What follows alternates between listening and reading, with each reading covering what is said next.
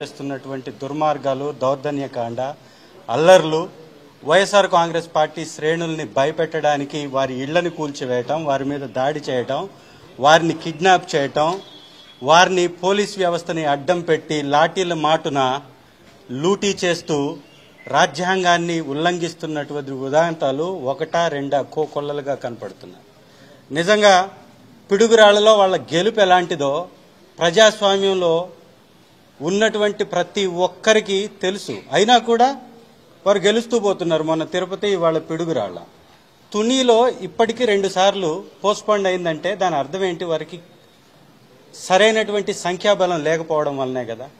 మరి సంఖ్యాబలం లేనటువంటి పాలకొండలో ఒకే ఒక్క ఎస్సీ సభ్యురాలుంటే వారిని కూడా భయభ్రాంతులకు చేసి, వారిని కూడా లోబర్చుకొని, వారిని కూడా వారి పార్టీ తరపున నిలబెట్టుకోవడానికి చేస్తున్నటువంటి ఈ కుటిల యత్నాలని ప్రజాస్వామ్యబద్ధంగా ప్రతి ఒక్కరూ ఖండించాల్సినటువంటి అవసరం ఉంది. వైఎస్ఆర్ కాంగ్రెస్ పార్టీ తరఫున తీవ్రంగా దీన్ని వ్యతిరేకిస్తూ ఇవాళ ఎలక్షన్ కమిషన్ వారిని కూడా కలవడం జరిగింది. ఎలక్షన్ కమిషన్ వారు కూడా దీని మీద చొరవ తీసుకోవాలి. ఇంత నిర్లక్ష్య ధోరణి ఎందుకోసం? ఒక పార్టీ వ్యక్తుల్ని గెలిపించడం కోసం, ఒక పార్టీ కోసం పనిచేయడం కోసం రాజ్యాంగబద్ధమైన ఈ వ్యవస్థలు ఏర్పాటు చేయబడ్డాయా? రాజ్యాంగాన్ని గౌరవించి, రక్షించి, రాజ్యాంగబద్ధంగా ఎలక్షన్స్ జరిపించడానికి ఈ వ్యవస్థలు ఎన్నుకోబడ్డాయా? ఒక్కసారి వీళ్ళు కూడా ఆత్మ పరిశీలన చేసుకోవాలి. ఈరోజు ఒక్క సభ్యులు కూడా లేనటువంటి తెలుగుదేశం పార్టీ గెలుపు ఎలా సాధ్యమవుతుంది? వారు డబ్బు మదంతో, రాజకీయ అండతోటి, అధికార మదంతో అధికారుల్ని బెదిరించి ఎవరైతే వైఎస్ఆర్ కాంగ్రెస్ పార్టీ సభ్యులు ఉన్నారో, కౌన్సిలర్లు ఉన్నారో వీరందరినీ భయభ్రాంతులకు గురి చేసి వారు గెలుస్తూ పోతూ ఉంటే ఎన్నికల కమిషన్ చూస్తూ ఊరుకుంటుందా? ఇదేనా ప్రజాస్వామ్య విధానం అంటే? దీని మీద ఖచ్చితంగా స్పందించాలి. రాష్ట్ర మరియు దేశ ఎన్నికల కమిషన్ కూడా దీనిలో ఖచ్చితంగా కల్పించుకొని పటిష్టమైనటువంటి భద్రతను ఏర్పాటు చేసి పారదర్శకమైన విధానంతో ఈ ఎలక్షన్స్ జరిపించాలి. తునిలో కానీ పాలకొండలో కానీ ఖచ్చితంగా 2 సార్లు పోస్ట్పోన్ అయినాయి అంటే వారికి సంఖ్యాబలం లేదు. సంఖ్యాబలం లేకుండా వారికి గెలవడానికి అవకాశం లేనప్పుడు పోస్ట్పోన్ చేసుకుంటూ వెళ్తున్నారు. 2 సార్లకు మించి ఇంకెన్నిసార్లు పోస్ట్పోన్ చేస్తారు? అట్లాగే వాళ్ళ పిడుగురాళ్ళలో జరిగినటువంటి ఎన్నికను కూడా ఖచ్చితంగా రద్దు చేయాలి, మళ్లీ జరిపించాలి. ప్రజాస్వామ్యబద్ధంగా పటిష్టమైనటువంటి పోలీస్ రక్షణ మధ్యలో ప్రజాస్వామ్యాన్ని కాపాడే విధంగా ఈ ఎలక్షన్స్ జరిపించాలని రిక్వెస్ట్ చేస్తూ మేమందరం కూడా ఇక్కడికి వచ్చేసి వారిని వినతి పత్రం ఇవ్వడం జరిగింది. కాబట్టి దయచేసి కేంద్ర రాష్ట్ర ఎన్నికల కమిషన్ దీని మీద ప్రత్యేక దృష్టి పెట్టి ఎలక్షన్ జరిపించవలసిందిగా వైఎస్ఆర్ కాంగ్రెస్ పార్టీ తరఫున మేము కోరుకుంటున్నాం. Thank you.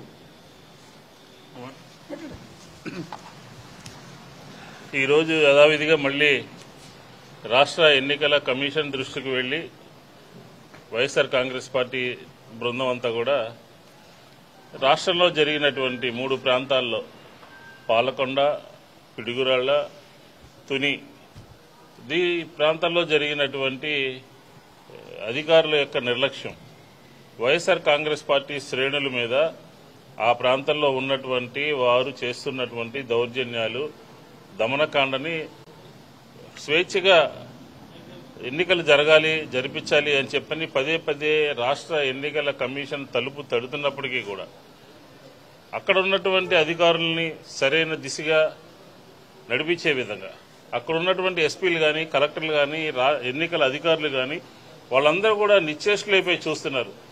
ఆ నిద్రావస్థ నుంచి బయటపడేయాలని చెప్పని ఎన్నికల కమిషన్ డైరెక్షన్ ఇవ్వాలని చెప్పని ఈరోజు మేము పోయి కోరడం జరిగింది. ఆశ్చర్యకరమైన విషయం ఏంటంటే ప్రజాస్వామ్యంలో సంఖ్యాబలం, ఎవరికి ఎంతమంది కౌన్సిలర్లు ఉన్నారు, ఎంత మెజార్టీ ఉంది, దాని ప్రకారం వ్యవస్థ నడుస్తూ ఉంటుంది. మెజార్టీ లేకుండా, ప్రజల యొక్క తీర్పు లేకుండా, గెలవకుండా మా దగ్గర ఉన్నటువంటి, మాకు ఎన్నికల్లో గెలిచినటువంటి వారిని గుంజుకుని భయపెట్టి తీసుకుని వెళ్లి వాళ్లతో అక్కడ పోటీ చేయించడము, భయపెట్టడము, దౌర్జన్యం చేయడము, ఇదెక్కడి ప్రజాస్వామ్యం? ఆంధ్రప్రదేశ్ తమిళనాడులా తయారైపోతుంది, ఆంధ్రప్రదేశ్ బీహార్లా తయారైపోతుంది. ఇదేనా గూండారాజ్యం నడుస్తుంది? ఎక్కడైనా తప్పు చేస్తే, ఎక్కడైనా ఎవరైనా చేస్తే నిరూపించాల్సినటువంటి సీనియర్ ఆఫీసర్లు కూడా ప్రేక్షక పాత్ర వహిస్తున్నారు. ఇది ఎక్కడ న్యాయం అని చెప్పని వైఎస్ఆర్ కాంగ్రెస్ పార్టీ అడుగుతుంది. మీకు మెజారిటీ ఉంటే పోటీ చేయండి. ఒక చోట కౌన్సిలర్లు మున్సిపల్ చైర్మన్ అందరూ ఉంటే 100 మంది ఇళ్ల మీద దుమ్మి చేస్తే 100 మంది ఇంటికి పోయి దౌర్జన్యం చేస్తే ఆ పైగా అక్కడ స్థానిక శాసనసభ్యుడు కేబినెట్ మినిస్టర్గా పనిచేసినటువంటి వ్యక్తి ఇంత దౌర్జన్యమా? ఇంత పట్టపగలే ఇంత దౌర్జన్యం జరుగుతూ ఉంటే ఏ విధంగా ఆంధ్రప్రదేశ్ ప్రజలు మిమ్మల్ని ఓటు వేసి గెలిపించారు? మిమ్మల్ని గెలిపించింది ఇలాంటి కార్యక్రమాలు నిర్వహించడానికైనా, దౌర్జన్యాలు చేయడానికైనా, లేకపోతే ప్రజాస్వామ్యంలో ఎవరికి ఎంతవరకు గౌరవం ఇవ్వాలో అది తెలుసుకోకుండా ఈరోజు ప్రవర్తించడం అనేది సరైనటువంటి విధానం కాదు. ఖచ్చితంగా ఈరోజు గెలవచ్చు, ఓడిపోవచ్చు, కానీ మీరు చేసినటువంటి దౌర్జన్యాలు కానీ, మీరు చేసినటువంటి ఏకపక్ష నిర్ణయాలు కానీ, అధికారుల యొక్క ప్రేక్షక పాత్ర కానీ అంతా కూడా రికార్డెడ్గా ఉంటుందనే విషయాన్ని అధికారులు గుర్తుపెట్టుకోవాలని చెప్పని కూడా ఈ సందర్భంగా కోరుతా ఉన్నాను.